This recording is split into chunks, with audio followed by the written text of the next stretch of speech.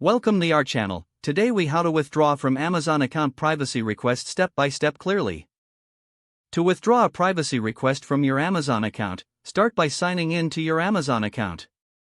Navigate to the Account and Lists drop-down menu in the top right corner of the screen. Click on your account to access your account settings. Scroll down to find the Privacy Notice section. Click on Manage Your Content and Devices.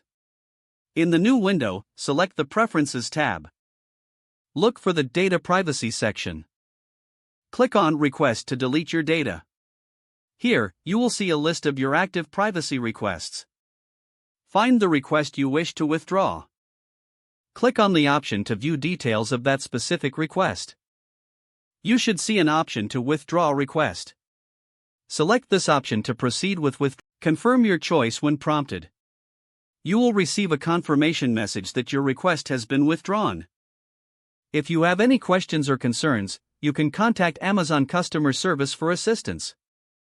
You have now successfully withdrawn your privacy request from your Amazon account.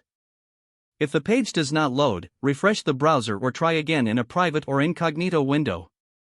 Make sure you are using the correct email address, then retype it carefully to avoid small typos. If your password is not accepted, use the reset option and create a new strong password you can remember.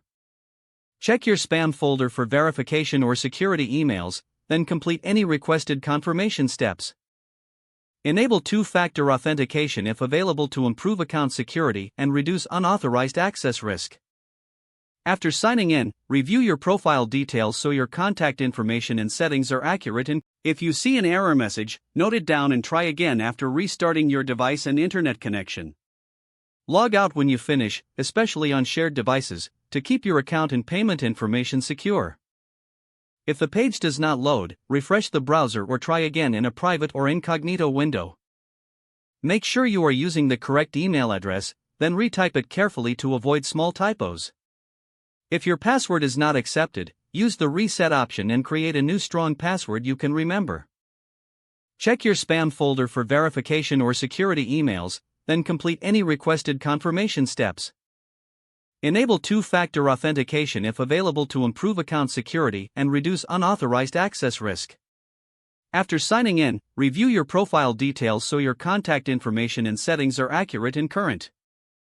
Don't forget to like this video and subscribe to our channel for more step-by-step tech guides.